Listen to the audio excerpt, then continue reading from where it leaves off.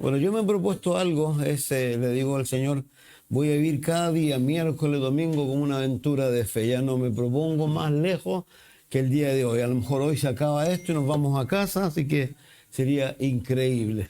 Así que vamos a orar. Ya yo sé que Diego oró, pero vamos a orar por la palabra. Vamos a leer el libro de Lucas, el capítulo 6, verso 1 al 5, por favor. Si abren sus Biblias o sus teléfonos, como sea.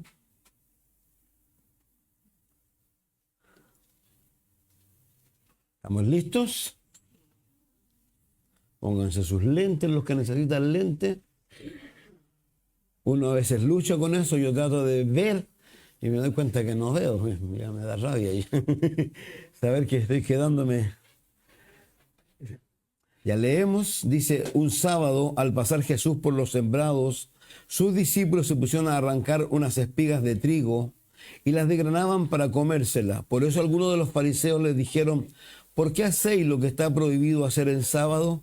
Jesús le contestó, ¿nunca habéis leído lo que hizo David en aquella ocasión que él y sus compañeros tuvieron hambre? Entró en la casa de Dios y tomando los panes consagrados a Dios, comió lo que solo a los sacerdotes le está permitido comer y dio también a sus compañeros. Entonces añadió, el Hijo del Hombre es Señor del sábado. Amado Dios, te damos gracias por tu palabra, te damos gracias por Lucas, te damos gracias por tu Espíritu Santo que lo inspiró al escribir y lo animó a escribir, Señor. Y te damos gracias por eso, Señor. Te damos gracias por toda la luz que tú nos traes siempre a nuestros corazones, a nuestras mentes, Señor. Esta mañana queremos rogarte, Dios, que nos ayude, Dios, para comprender un poco más esto. Y también quiero rogarte, Dios, esta mañana que tú nos hagas a cada uno de nosotros un poco más hambrientos de ti, Señor. En el buen sentido de la palabra, Señor. Ayúdanos a tener una necesidad de ti cada día más grande. Ayúdanos a amarte cada día más, Señor. A desearte cada día más, Señor. Y oramos, Padre, para que traigas un avivamiento, Señor. Yo te oro por un avivamiento, no solo para nosotros, sino para donde estamos, donde vivimos, nuestra ciudad, Señor.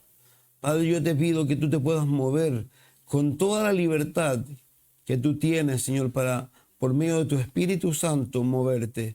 Y te ruego, Dios, que tú pongas pasión, Señor, en cada uno de los que tiene algún ministerio, algún don, Señor. Yo te ruego que tú pongas pasión, Señor. Y vuelvo a reiterarte, Dios, un deseo tan grande, Dios, que tal como cantamos, Señor, el mundo no nos puede, Señor, saciar. Y sin duda te necesitamos a ti, Señor. Y yo te ruego, Dios, desciende con tu Espíritu Santo sobre nosotros, Señor. Te necesitamos de una manera urgente, de una manera poderosa, Señor, te necesitamos. Para que tú nos hagas los hombres y las mujeres, Señor, que tú anhelas que seamos, Señor. Pero nadie más lo puede hacer, solo tú. Y te oramos en esta hora. Yo te ruego que tú des fe al que le falta, que tú sanes al que está enfermo, que proveas la provisión económica para aquel que la necesita. Si hay necesidades de trabajo, tú los traigas también, Señor. Y esos trabajos buenos, Señor.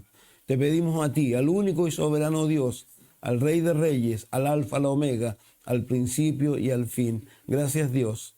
Gracias por tu amor, Señor. En el nombre de Jesús, Señor. Amén. Bien, hemos mirado este libro y creo que es increíble lo que sucede con Lucas particularmente, que es un médico, ¿no es cierto?, como nos dice el libro de los Hechos, que acompaña al apóstol Pablo hasta el final de sus días. Y sin duda, luego, con ese vacío que a veces queda cuando las personas pareciera que no tienen nada más que hacer. Y no porque no hayan hecho nada, sino porque están haciendo algo y luego que se concluye eso, como quedan ciertos vacíos, pensando un poco en Esteban y en tantos hombres en las Escrituras. Y Lucas seguramente le pasó lo mismo, ya de haber andado con el apóstol por tantos años, el apóstol ha sido sacrificado, hay otras personas que toman ese lugar y se sienta seguramente a orar y a pensar qué voy a hacer ahora. Y el Espíritu de Dios lo movió a hacer este libro, y no solo este libro, sino también el libro de los Hechos. Y en el capítulo 1 creo que es muy interesante lo que él dice, verso 1 al 4. Muchos han intentado hacer un relato de las cosas que han sucedido entre nosotros, tal y como nos las transmitieron los que desde el principio fueron testigos presenciales y servidores de la palabra. Por tanto, yo también, excelentísimo Teófilo, habiendo investigado todo esto con esmero desde su origen, he decidido escribírtelo ordenadamente para que llegues a tener plena seguridad de los que te enseñaron. Creo que no hay nada más maravilloso que eso, poder caminar sin haber estado presente con Jesús. Yo disfruto eso, el saber cómo se movía el Señor y cómo tenía que vivir también situaciones que no eran las más agradables en realidad. Hoy, o este día sábado, ¿no es cierto?, el Señor Jesús se va a tener que enfrentar nuevamente a sus archienemigos. Estos que no lo van a dejar en paz nunca. Porque estos no lo van a dejar en paz a Jesús. Ellos van a terminar la obra que está en el corazón de ellos, que Satanás ha puesto en el corazón de ellos, que es asesinarlo. Ellos terminan colocando a Jesús en la cruz, sin saber realmente lo que ellos están haciendo y cómo Dios está moviendo eso para lograr lo que había que hacer, poner a alguien en ese lugar para que pagara por nuestros pecados. Entonces, aquí Jesús está viajando, ¿no es cierto? Y podemos verlo a través de este lente de Lucas, de nuestro Señor y de sus discípulos. Y es tremendo. ¿Por qué? Porque vamos a mirar aquí una situación muy particular. Dice: un sábado, al pasar Jesús por los sembrados, sus discípulos se pusieron a arrancar unas vigas de trigo y las desgranaban para comérselas. Por eso algunos de los fariseos le dijeron: ¿por qué hacéis lo que está prohibido hacer en sábado? Estos hombres no estaban, ni iban, ni acompañaban a Jesús porque deseaban conocer a Jesús. Ellos siempre están tentando a Jesús y son tan brutales que ellos hasta inventan cosas.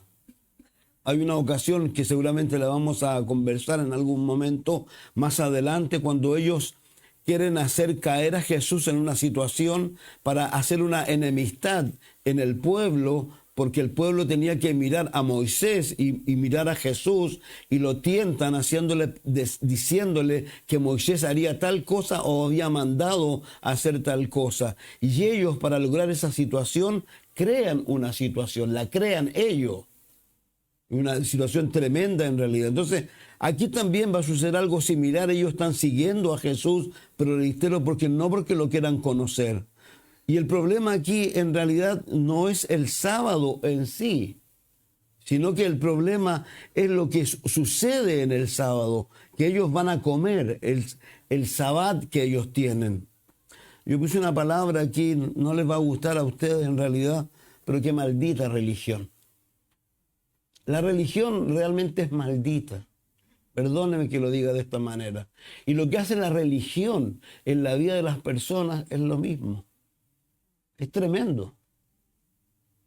Digamos, una persona religiosa es una persona, de alguna manera, que algo ha sucedido en su corazón y que se está colocando en una posición en la cual nunca debiera ponerse.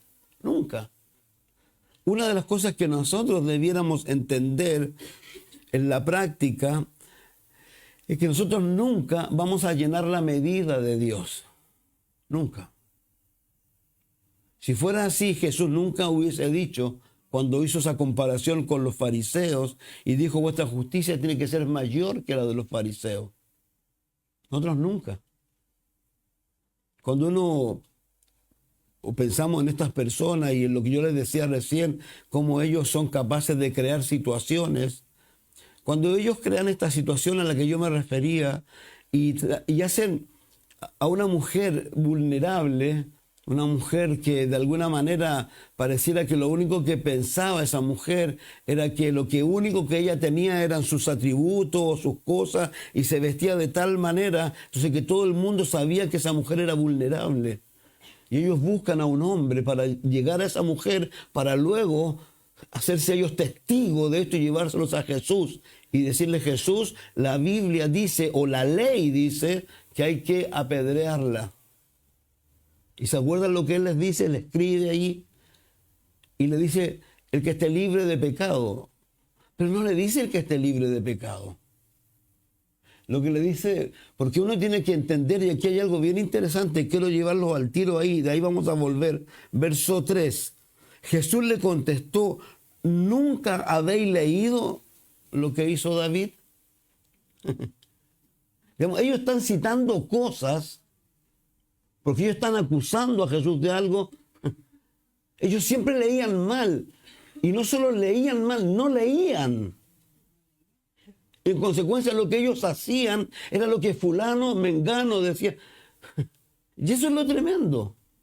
Y esto que le estoy refiriendo, cuando Él les dice a ellos, el que esté libre de pecado, no les dice eso. Recuerden que ahí hay puros hombres, desde el más joven al más viejo.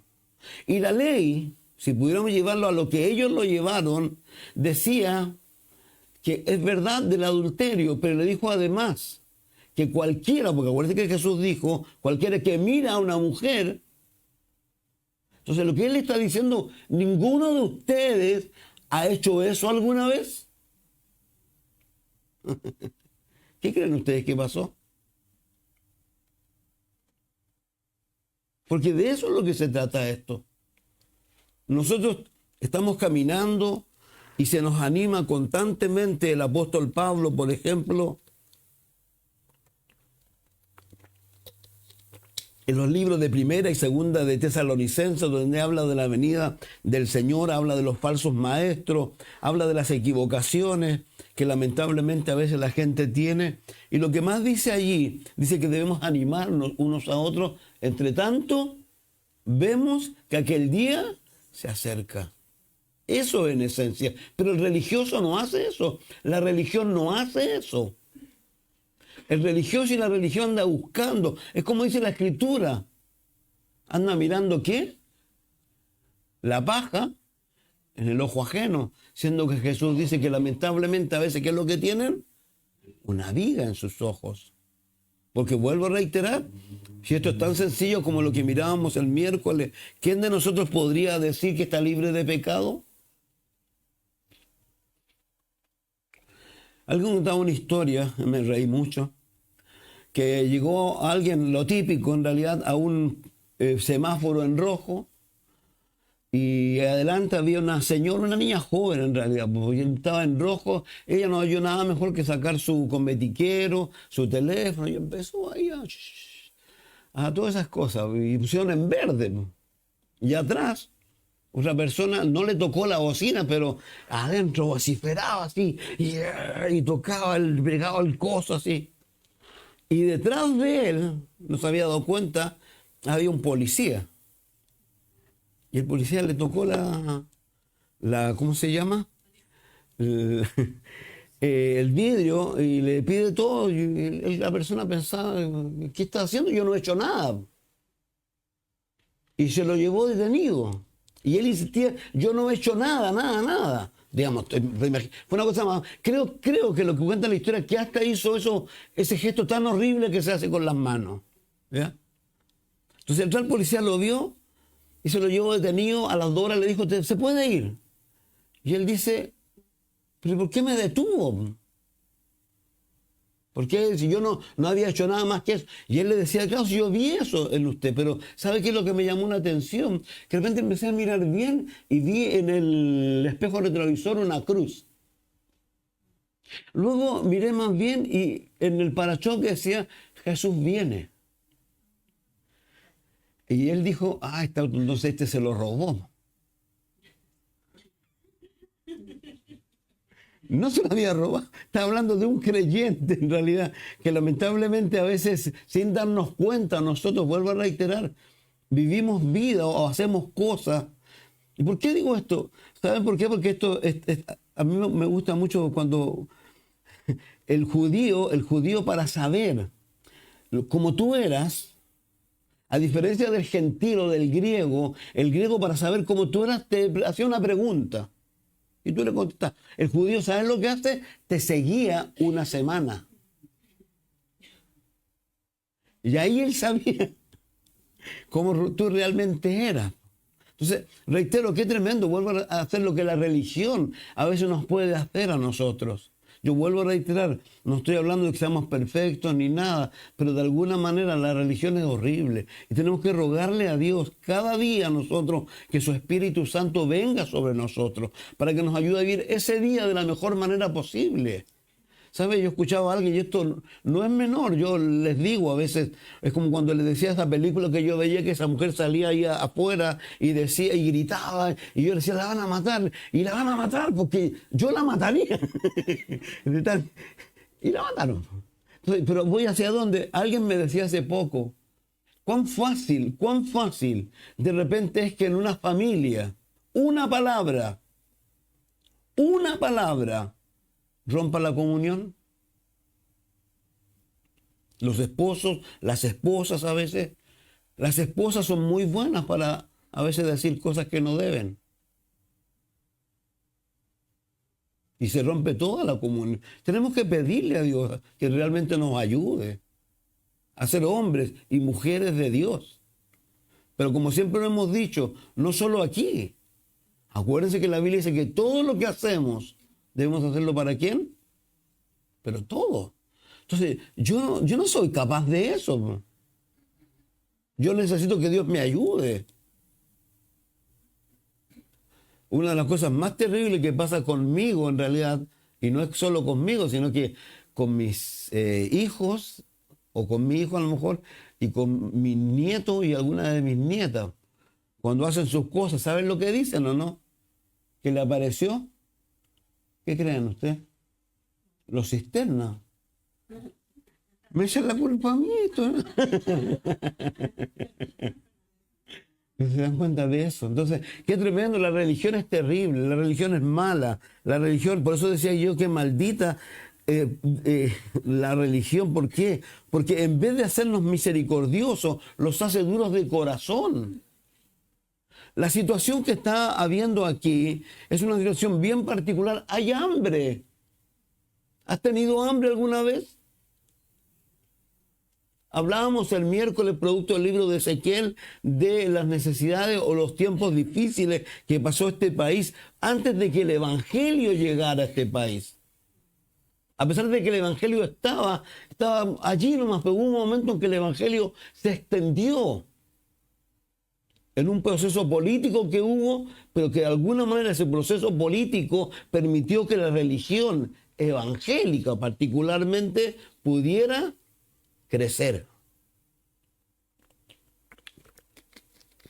Y eso trajo al país bendición. Entonces, aquí hay un problema donde vemos a estas personas, en realidad dice, un sábado al pasar Jesús por los sembrados, sus discípulos se pusieron a arrancar unas espigas de trigo y las desgranaban para comérselas.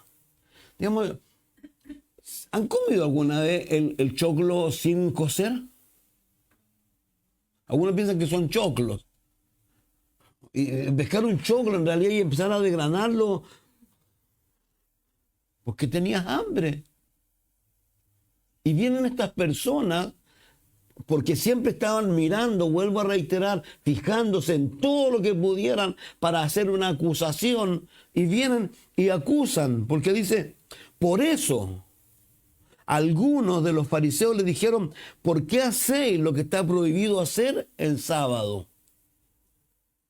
Fíjese que lo tremendo de todo esto, vuelvo a reiterar, a estas personas, a ellos no les importa el hambre de estas personas. ¿Qué es lo que le importa? Su legalismo. Y lo más tremendo de ello es que la ley no era la ley de Dios, era la ley que ellos habían inventado. Yo no quiero pararme mucho en el sábado aquí. Algunos se van a preguntar por qué se cambió el sábado al domingo, si la Biblia lo cambió. Pero si uno piensa en el sábado que Dios hizo, el sábado es muy simple. Pero estas personas al sábado le pusieron cargas. Y por ejemplo, fíjense que son malditos. Voy a decirlo de nuevo. Si tú tienes placa de diente, ponerte una placa significaba un trabajo, una carga. En consecuencia, ese día, sábado, tú no te podías poner tu placa. Se ríen ustedes, pero piensen en alguien que ese día le están prohibiéndole ¿qué? Comer. ¿Por qué? Porque a ellos, a los infelices, perdón la expresión, se les ocurrió que no era suficiente lo que Dios decía, había que ponerle más cositas. Yo sabe que eso no es algo menor. Los pastores muchas veces podemos caer en eso. Y es como yo les decía anteriormente, cuando los pastores transforman los pueden, ¿en qué? En deben. Hay que tener mucho cuidado con eso. Entonces estas personas ¿saben qué? Ellos eran tan tremendos y hoy día sucede. Pero ellos mismos hacían engaños y hacían cosas de esa naturaleza. Si tú tomabas un ascensor, tú no podías apretar los botones. Entonces el ascensor hoy día en Israel, el ascensor el día del Sabbat es automático, para en todos los pisos. Pero dígame, ¿no es ridículo? Pero vuelvo a reiterar, para mí lo otro es más tremendo. Digamos, lo de la dentadura, ¿no? Imagínate una pata de palo. Ese día no podía. De eso es lo tremendo. Entonces, estas personas es eso. Ahora, si uno fuera a la escritura, voy a ir rápido porque saben que yo me detengo, pero los animo, anoten, guarden estos textos. En Deuteronomio 23, 24 y 25, Dios en la ley permitía a los pobres que pudieran entrar a un campo y que lo quisieran, sacaran, pero sin la hoz. Porque ya si lleváis una hoz, que significa que te estáis, perdón la expresión nuevamente, choreando, estáis robando para llevar, es como, no sé, vamos a poner este ejemplo, que pasa por un lugar de paltos y de repente tenía hambre y te robas una paltita. Pues si de repente ya traéis la mochila, hay una gran diferencia, ¿no es cierto? Pero la ley permitía hacer eso. Pero ellos, que le habían puesto a la ley otras cosas, no lo hacían. Entonces, por eso es tan tremendo esto, vuelvo a reiterar. Se podía arrancar el grano con la mano. Ahora, eso era para el judío, no para el extranjero. Entonces, en la práctica, nadie estaba quebrantando la ley de Dios. Pero estaban quebrantando la ley ¿de qué? De los hombres. Acuérdense que Jesús les dijo a ellos que ellos seguían las tradiciones y no la palabra. Si eso es lo tremendo. Cuando las personas le dan más honor a la tradición que a la palabra. Entonces, y reitero lo que decía recién, decía, ¿por qué hacéis lo que está prohibido hacer el sábado? El sábado cuando Dios lo creó, ¿sabe para qué lo creó o no? Si esto es tan sencillo, esto es como, no sé si ustedes se han acordado, hubo un tiempo, hubo todo un revuelo con las leyes de repente, y de repente salió una ley, no estoy seguro, de la siesta. Que en algún lugar te podían permitir dormir, ¿cuánto? 15, 20 minutos. Los que duermen siesta, ¿sabes lo que significa dormir? Entonces, el Sabbat era lo mismo. Por eso Jesús dijo, el Sabbat es para el hombre, no es el Sabbat como... ¿Por qué? Porque Dios sabía que el hombre 6 días trabajaría y el séptimo, ¿qué? Descansa, disfruta, anda a la iglesia, anda a pasear, anda a la playa, anda a comer una hamburguesa, sale con tu niño, con tu niña. Pero estos infelices no le permitían a nadie hacer nada. Porque aún no le permitían caminar mucho rato, había que caminar hasta por ahí.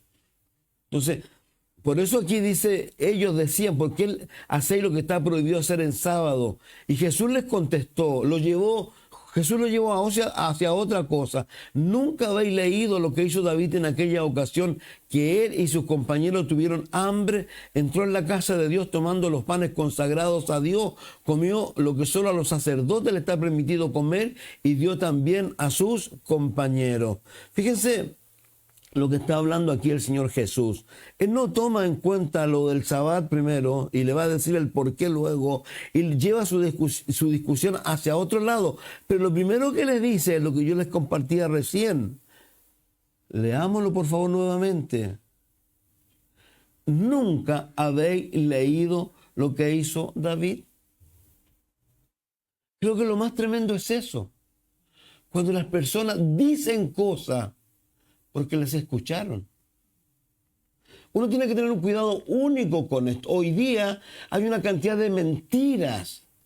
Uno se sorprende de las mentiras que hay en todos los ámbitos.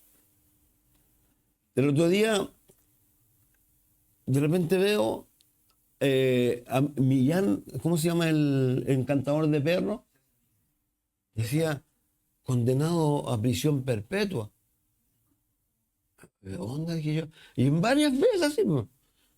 Y yo lo seguía, primero dije, no creo esto. Y empecé a investigar y era falso, todo es falso. Y eso es algo simple, así como hay una cantidad de cosas también en las de escriturales, todo este tipo de cosas. Entonces, uno tiene que entender un poco por qué el apóstol Pablo llamó a un grupo de personas que vivían en un lugar específico, que eran más nobles que los que vivían en otro lugar específico. ¿Se acuerdan o no? A los de Tesalónica y a los de Berea. Y le decía que los de Berea eran más nobles que los de Tesalónica. ¿Por qué? Porque escudriñaban cada día las escrituras para ver si las cosas eran así. Esto es re fácil dejarse engañar. Vuelvo a reiterar, llega una pena cuando la gente cita cosas sin saber.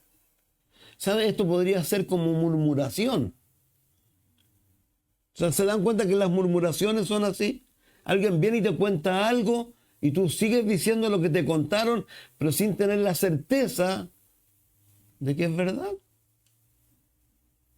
Entonces, creo que es tremendo y es importante hacerlo. Lo que yo le citaba recién está en 1 Samuel 21:4. La Biblia dice que conocerán la verdad y la verdad os hará libre. Pablo le dice a Timoteo que ha conocido la Escritura desde niño y que permanezca en ella. Y le dice el por qué. Yo reitero, y creo que es muy importante a lo mejor ser majadero en esto. Tú, yo, necesitamos estar en la palabra. La Biblia dice que hay gente que no tiene fe. ¿Pero por qué no tiene fe? Porque la fe, ¿por qué es lo que viene? Por el oír la palabra de Dios. No hay otra forma. No hay magia aquí. Además, si yo quiero ser un hombre bueno, en el buen sentido de la palabra, porque la verdad de las cosas, yo sé lo malo que soy. Ya no me voy a engañar con eso. Ante cosas, lo primero que sale es la maldad. Pero yo quiero ser el hombre de Dios. Entonces, para poder ser el hombre de Dios, dice aquí Pablo a Timoteo, voy a leer un poquito más arriba, dice, tú en cambio has seguido paso a paso mis enseñanzas, mi manera de vivir, mi propósito, mi fe, mi paciencia, mi amor, mi constancia, mis persecuciones y mi sufrimiento. Estás enterado de todo lo que sufrí en Antioquía, Iconio y Listra, y de las persecuciones que soporté, y de todas ellas me libró el Señor. Asimismo serán perseguidos todos los que quieran llevar una vida piadosa en Cristo Jesús, mientras que estos malvados, embaucadores, irán de mal en peor, engañando y siendo engañados. Pero tú permaneces firme en lo que has aprendido y de lo cual estás convencido, pues sabes de quién lo aprendiste. Desde tu niñez conoces las sagradas escrituras que pueden darte la sabiduría necesaria para la salvación mediante la fe en Cristo Jesús. Toda la escritura es inspirada por Dios, útil para enseñar, para reprender, para corregir, para instruir en justicia, a fin de que el siervo de Dios sea enteramente capacitado para toda buena obra. Lo único que te puede capacitar a ti para esto es la Escritura y es el Espíritu Santo, nadie más. No hay otra forma. Por favor, en 2 de Timoteo, capítulo 2, verso 15. Pablo, sabemos, está despidiéndose de Timoteo y le está diciendo una serie de cosas para el bien de él. Dice, no dejes de recordarle esto, lo que ha dicho en los primeros versos de aquí.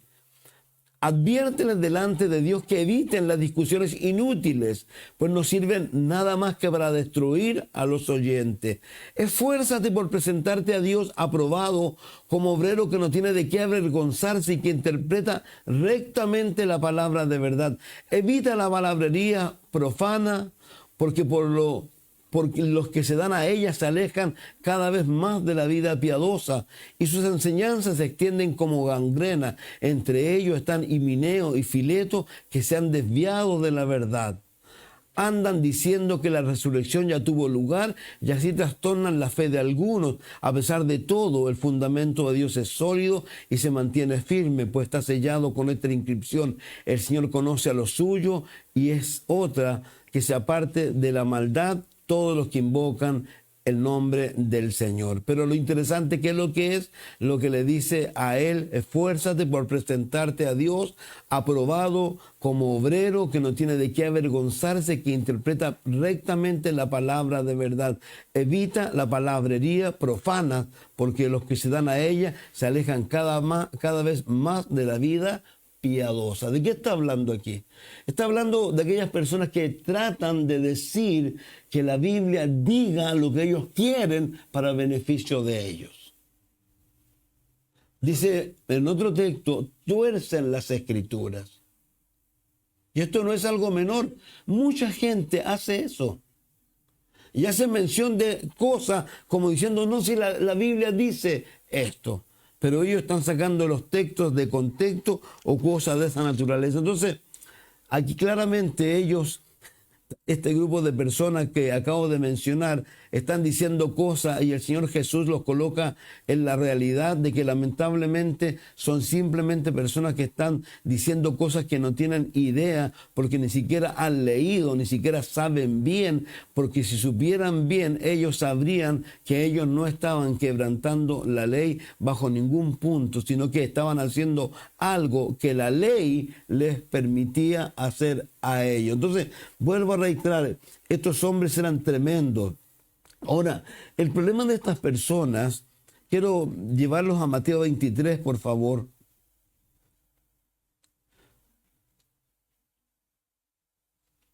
Aquí el Señor Jesús establece un poco lo que hacen ellos y lo lamentable de lo que ocurre con ellos, y el problema que ellos tienen, que no solo lo hacen para con ellos, sino acarrean a mucha otra gente. Recuerden que estos hombres, en el futuro, más adelante, el apóstol Pablo habla de ellos como falsos hermanos que se han metido a la iglesia y están tratando de que los gentiles, para decirse creyente, tenían que circuncidarse, bla, bla, bla, bla. Y tiene que haber un concilio en Hechos capítulo 15.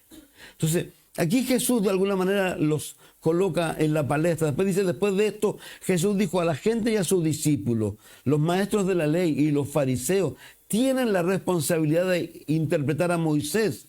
Así debéis obedecerlo y hacer todo lo que os digan, pero no hagáis lo que hacen ellos, porque no practican lo que predican. Atan cargas pesadas, las ponen sobre las espaldas de los demás, pero ellos mismos no están dispuestos a mover ni un dedo para levantar. Todo lo hacen para que la gente los vea. Usan filacterías grandes, adornan sus ropas con borlas virtuosas, se mueren por tener el lugar de honor en los banquetes, en los primeros asientos en la sinagoga, y porque la gente los salude en las plazas y los llame rabí.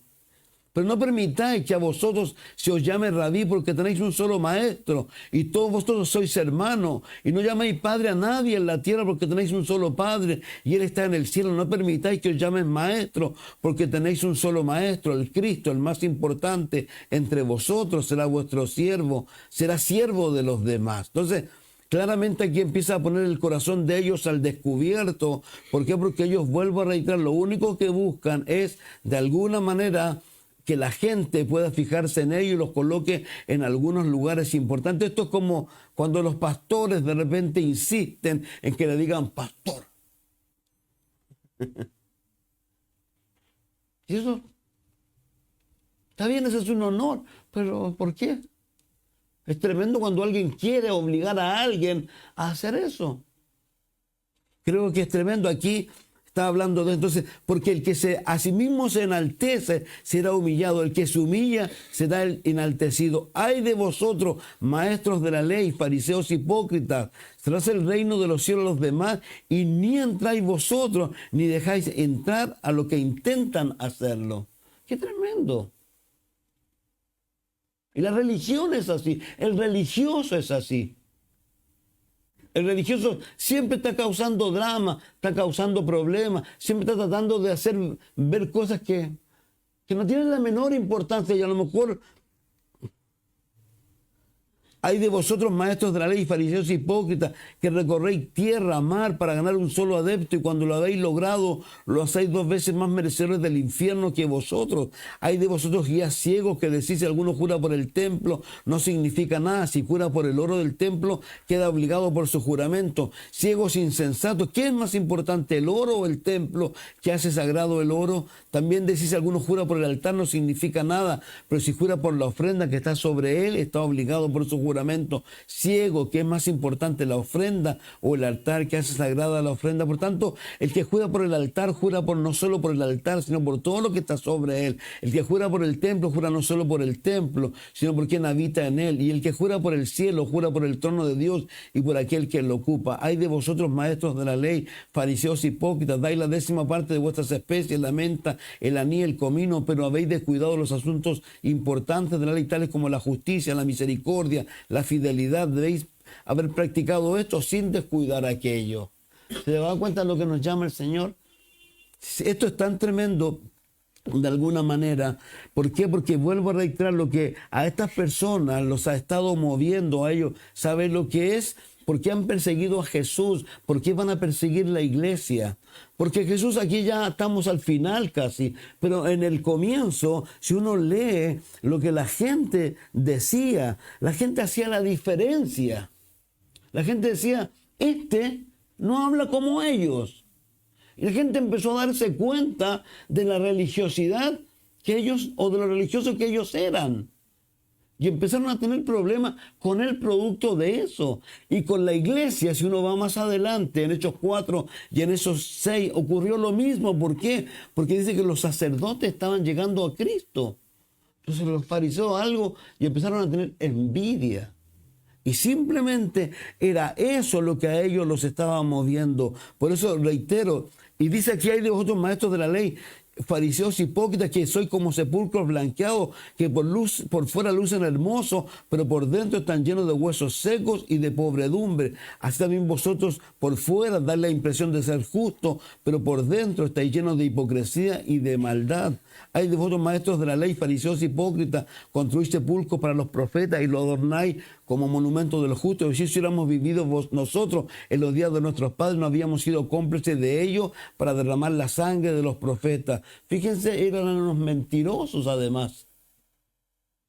¿Por qué? Porque si vamos más adelante al libro de los Hechos, a la predicación de Esteban, que lo asesinan porque les dice la verdad. ¿Se acuerdan lo que él les dice? Ustedes, sus papás, sus abuelos, sus bisabuelos, bla, bla, bla, bla. ¿Qué es lo que han hecho siempre? Han resistido al Espíritu Santo. Entonces, reitero, una de las cosas tremendas, y uno tiene que cuidarse en realidad de la religión y de lo que la religión de repente hace el presente. Creo que nuestro movimiento, de alguna manera, es un movimiento que tiene que seguir siendo fresco, que tiene que seguir dependiendo del Señor, y donde yo siempre río y me gozo cuando escucho de mis pastores que ya están viejos algunos, pero cuando llegaron a Jesús, por ejemplo, David Rosales, lo que siempre dice cuando lo invitaron a la iglesia, él no quería ir a la iglesia y él quería que lo echaran de la iglesia en realidad, y se le ocurrió, él era un hippie. Pero ese día fue peor, y a lo mejor fue hasta pata pelada. Y llegó a la iglesia, se sentó y miró para el lado y se dio cuenta que todos estaban igual a él vestidos. Pero si él hubiese ido a otra iglesia seguramente. Y de eso es lo que se trata esto. Entonces uno tiene que tener cuidado con la religión. Tiene que tener cuidado con ser religioso, tiene que tener cuidado con juzgar a los demás, porque si juzgamos a los demás, ¿en qué nos ponemos? En la posición de Dios, y la Biblia dice que hay un solo Dios. Entonces de eso es lo que se trata esto. Yo siempre he sido y quiero seguir siendo gracioso. Yo no tengo problema de ninguna naturaleza. Cuando alguien ha hecho algo que no debe y se arrepiente, ok, yo no tengo problema. Porque creo que todos nosotros cada día, vuelvo a reiterar, pecamos, y seguramente, sin lugar a duda, no seguramente, vamos al Señor y le pedimos el perdón. Entonces, lo importante de todo esto, vuelvo a reiterar, que esta serie de personas, los que están aquí, están haciendo estas cosas. Ahora, todo lo que ocurre ahí en el libro de Lucas, también de alguna manera, ¿sabe lo que personifica? Personifica la lucha entre la carne y el espíritu. Todo lo que hemos leído aquí ahora, me gusta lo que Jesús le dice. Voy a leer esto y de ahí quiero decir algo. Dice, los panes consagrados a Dios comió lo que solo los sacerdotes le está permitido comer. Y dio también a sus compañeros. Entonces añadió, el Hijo del Hombre es Señor del sábado. Digamos, la declaración que está haciendo Jesús aquí no es menor. Ya lo hizo con anterioridad cuando sanó al paralítico. ¿Se acuerdan cuando ellos lo juzgaron? Porque él dijo, tus pecados te son perdón.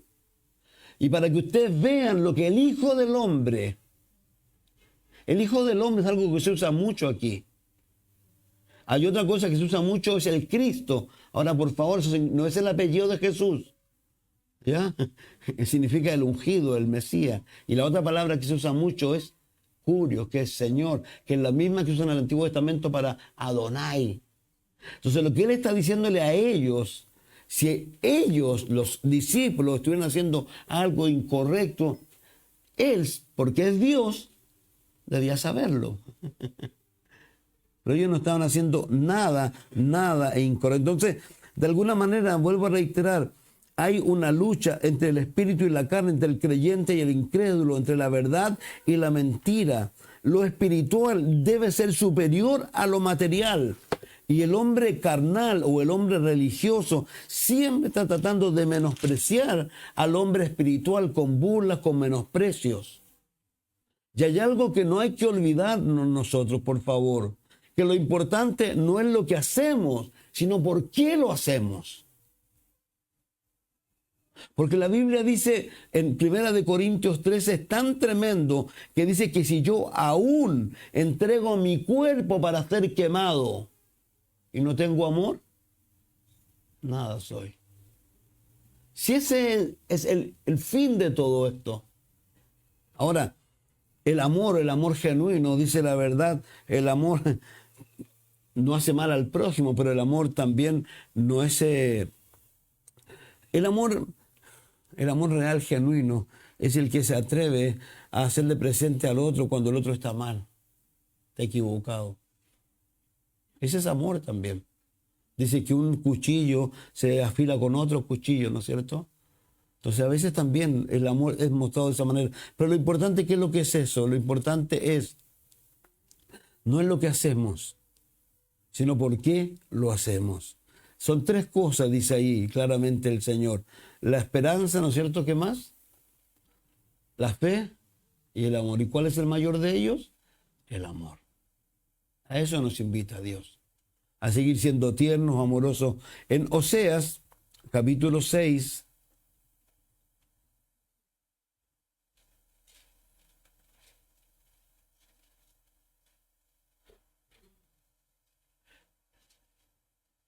verso 6. Voy a leer un poco más arriba. Le dice, a ver, por eso hizo pedazos por medio de los profetas, los herí con las palabras de mi boca, mi sentencia los fulminará como un relámpago. Lo que pido de vosotros es amor y no sacrificio, conocimiento de Dios y no holocausto. Dice, la versión de usted dice algo diferente seguramente, pero eso es lo que está hablando aquí. No quiero sacrificio. Entonces, en Isaías 58, 19, por favor.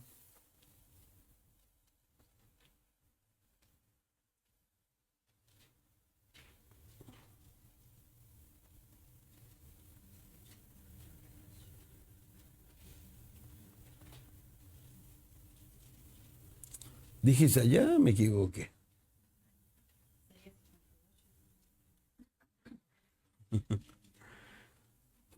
Dije, hoy día voy a salir victorioso. Vamos al Salmo 1, Salmo 51, 7, mejor dejar aquí. Yo cuando reviso, a veces me doy cuenta que me faltan palabras y cosas así. Revisé, pero no me di cuenta. El Salmo 51, 7.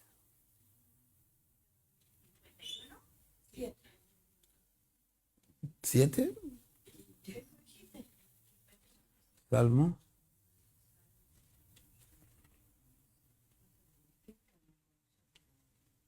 Ya. 17. Me comí el 1. Y el otro debe ser 58, 9. Le puse un 1 de más. Pero vamos al Salmo 1. Va. Al Salmo, al Salmo 51, verso 7. El sacrificio que te agrada es un 17. El sacrificio que te agrada es un espíritu quebrantado. Tú, oh Dios, no desprecias el corazón quebrantado y arrepentido. Entonces, de alguna manera, eso es lo que se trata todo esto, mis hermanos. Vuelvo a reiterar. ¿Sabe qué? Creo que Dios, Jesús, es tremendo, es tremendamente paciente. Yo no sé si en algún momento a Él le pasó por la memoria lo que le pasó a los discípulos. ¿Se acuerdan cuando iban a Samaria? Y algo sucedió, no quisieron recibir a Jesús y ellos dijeron, Señor, oramos para que descienda fuego del cielo. Yo no sé si Jesús de repente se llenó de indignación con los fariseos y quería desatar todo su poder sobre ellos. Porque le hicieron tanto daño a la iglesia, le hicieron tanto daño a la gente, que lo leíamos allí en Mateo 23. Si uno, reitero, por eso la Escritura siempre nos está invitando a de verdad que nos preocupemos, y como dice, hay que amar. Jesús fue tan claro, tenemos que amar. Pero si amamos a los que nos aman, si que no hacemos nada especial, ¿a quién tenemos que amar? Al que nos calumnia, al que nos difama.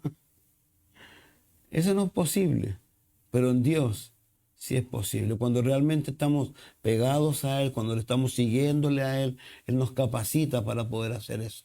En nuestras fuerzas no podemos, pero Él sí nos puede capacitar y sorprendernos a nosotros, para que nosotros seamos capaces de sorprender a la gente, porque la gente no espera eso. Dice, ascuas de fuego se amontonan sobre ellos. No es que el infierno esté descendiendo sobre ellos, sino que ellos quedan en signo de interrogación. No entiendo. Yo le hago mal y me paga con bien. Como dice el libro de Romanos, no seas vencido por lo malo. Vence lo malo con lo bueno. De eso se trata esto. Entonces, vuelvo a reiterar, qué tremendo estas personas, qué tremendo que no le interese el hambre de los discípulos, que lo único que le interese de verdad es su ley, porque ni siquiera es la ley de Dios. Pero el Señor Jesús los pone donde debe ponerlo y claramente les dice a ellos lo que ellos, la semana que viene, iba a decir que viene, a lo mejor vamos a hablar un poco del Sabbat, porque el Sabbat, vuelvo a reiterar, nuestro Sabbat es hoy, el domingo. La iglesia, usted va a Hechos 20:17, lo cambiaron. El primer día de la semana comenzaron a hacer todas las cosas en la iglesia. ¿Por qué? Porque fue el día que resucitó Jesús.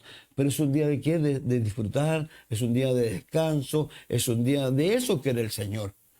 No como estos otros que no querían que te pusieras ni la... Imagínate lo que son cortos de vista, no te podías poner los lentes. Eso es lo que hace la religión. Dios nos libre de ser religiosos. Padre, gracias por darnos este tiempo, por tu amor, por tu misericordia. Gracias por permitirnos caminar contigo. Y seguramente, imagino a los discípulos detrás, a lo mejor de Jesús, amilanado un poco con estas personas. No sabemos si estaban con ellos otros más, Señor, pero ahí estaban ellos acusándolos, Señor. Gracias, Señor, por ser tú nuestro Sabbat también, Señor.